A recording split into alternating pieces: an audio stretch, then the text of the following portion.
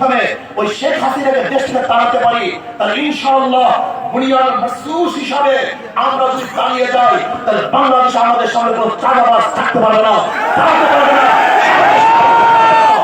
আমাদের দরকার ঐক্য।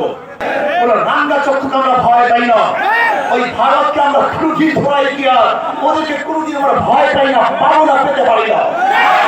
অনেকেই মনে করেন ভারত ছাড়া চলতে পারবো না।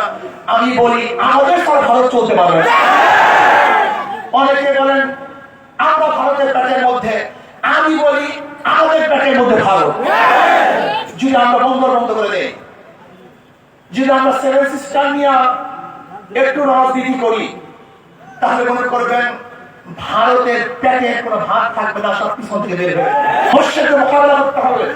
আমরা ভারতের ভয় পাই না, ভারতের গোলামি আমরা করবো না, দালালি করবো না, বরং ভারতের দালালি করে পাঁচ জেলার ক্ষমতা থাকতে চায়, ওদেরকে ভারতে পাঠিয়ে দেবো, বাংলাদেশে থাকতে দেবো না। পুরুষরাও চালাতে পারে, মহিলারাও চালাতে পারে। হাত টাকার প্রয়োজন মুসলমানদের, হিন্দুদের, বৌদ্ধদের, খ্রিস্টানদের।